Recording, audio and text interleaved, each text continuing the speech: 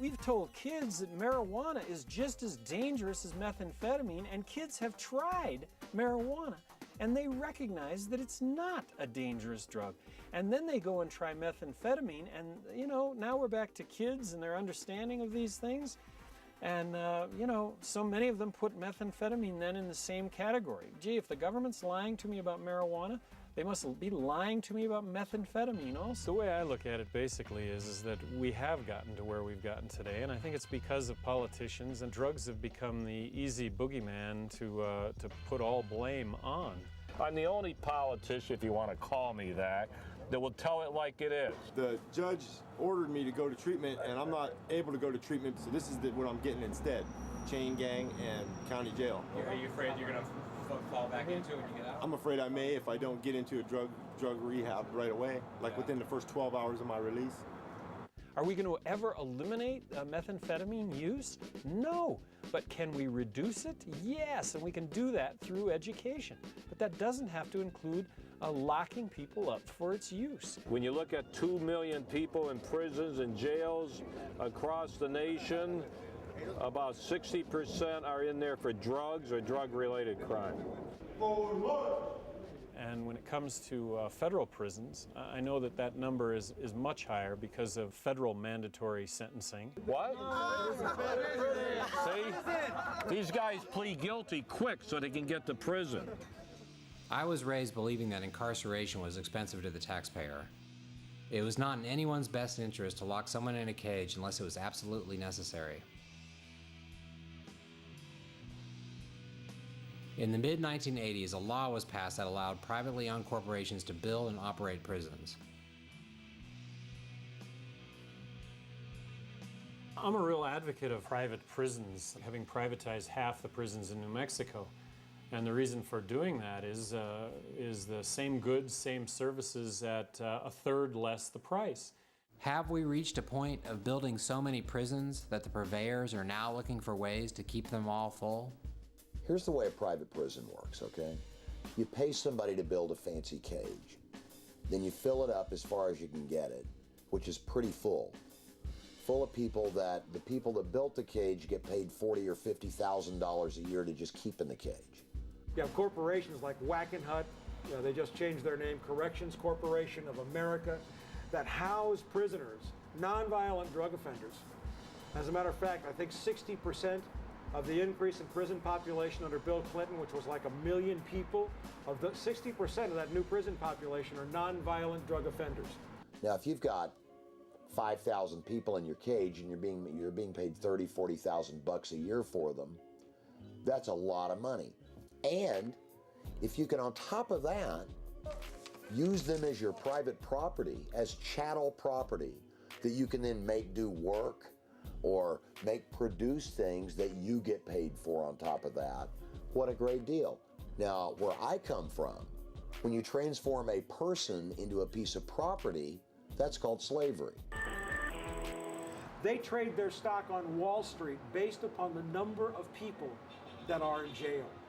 If that isn't sick, if that isn't the best definition of sickness in a society, in a culture, in a civilization, I can't tell you what is. I mean, how tough security's gotten since 9/11, it's like really like, how the drugs coming into the United States now, how? I mean, I don't have an airplane, I don't have a car that's gonna make it with California plates to Mexico and back to Colombia. I can't even drive to Colombia. I don't have a boat. It gotta be flown or shipped. There's a great line in the movie Boys in the Hood where Larry Fishburne is saying, hey man, we don't grow it, we don't own any airplanes, we don't have any laboratories. How does it get here? Why does it get here? And that's a very good common sense approach that intuitively the people in South Central understood, that there was something much bigger than them that was moving the whole drug issue and the drug war. My parents were staunch Republicans. Back in the 80s, the big concern was not terrorism, it was communism. The Iran-Contra affair was one of the biggest political scandals in U.S. history. Members of the Reagan administration, headed by Oliver North, engaged in the sale of arms to Iran. The proceeds from these illegal deals were being used to fund the Contras, a right-wing guerrilla group that Reagan referred to as his freedom fighters. The Contras were fighting the Soviet-backed Sandinistas for the domination of Nicaragua. The Iran-Contra is very important in history. We have to remember the fact that Iran-Contra, its mandate was to investigate the sales of missiles to Iran. Former DEA agent Celerino Castillo not only fought in the international effort of the American drug war, he also had the rare opportunity of carrying a camera and recording some of the regrettable actions of the DEA and CIA while they supported President Reagan and Oliver North's Contra movement. George Bush Sr. came to Guatemala on January 13, 1986, and he approached me and asked me what I did there at the U.S. Embassy, what my job description was, and I told him I was a DEA agent working international narcotics investigations, and I told him, look, you know, we have gathered intelligence that the Contras are involved in drug trafficking down in El Salvador. And then he just smiled, shook my hand, and walked away from me. And it was then and there that I knew that my government knew that these atrocities were occurring. They were so concerned about giving the guns to Iran and all that stuff. The question should have been asked about all that cocaine flying back over here. In 1986, on American TV, we were all being fed a steady diet of, we're taking down the surrender flag that has flown over so many drug efforts. We're running up a battle flag. This scourge will stop. But regrettably, back in Central America and in the jungle, I remember down in Central America, we were refueling planes full of cocaine coming into the U.S., and it was a CIA operation being run by the White House. Ricky Ross was just lucky. He just happened to get a source who was connected to the CIA. For a long time in South Central, the buzzword was that the CIA was selling crack. I said, no, the CIA wasn't selling crack. The CIA was importing cocaine. Ricky Ross got it, turned it into crack, and he sold it.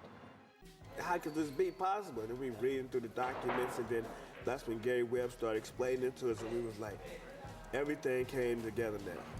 One of the most paramount moments, perhaps caused by Gary Webb's Dark Alliance, took place in November of 1996. It was a monumental historic event. I mean, the director of the Central Intelligence Agency was coming to Watts to face the people. Now, we all know that the U.S. government and the CIA supported the Contras in their efforts to overthrow the Sandinista government in Nicaragua in the middle 80s.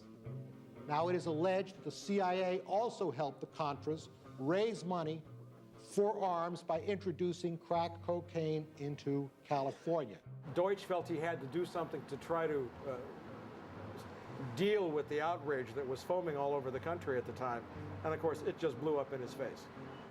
CIA fights drugs. CIA does not encourage drugs. Well, I mean, it was actually one of the most monumental blunders of all time, if you think about it. We have no evidence of a conspiracy by the CIA to engage in encouraging drug traffickers in Nicaragua or elsewhere in Latin America. Deutsch was there because of the Gary Webb stories. The Gary Webb stories had sparked a national furor. I would like to have Richard Ross's brother to speak, please. The United States government turned their head and let this cocaine come into the United States of America. Allow Gary Webb to have full access. This whole thing is orchestrated. It was near pandemonium. It was about, I guess, 1,200 people in a standing room only in the auditorium, 2,000 people outside listening on loudspeakers. And it was very hard to keep control. I got called on finally, and I said to her very clearly, I was looking right at Deutsch. I am a former Los Angeles police narcotics detective, and I worked South Central Los Angeles, and I will tell you, Director Deutsch, and the agency has dealt drugs throughout this country for a long time. I was able to name operations. Director Deutsch, I will refer you to 3 specific agency operations known as Amadeus, Pegasus, and Watchtower. I have Watchtower documents heavily redacted by the agency. I was personally exposed to CIA operations and recruited by CIA personnel who attempted to recruit me in the late 70s to become involved in protecting agency drug operations in this country. He stumbled and stammered and wrung his hands. If you have information about CIA illegal activity in drugs, you should immediately bring that information to wherever you want, but let me suggest 3 places. The Los Angeles Police Department. That's called slavery.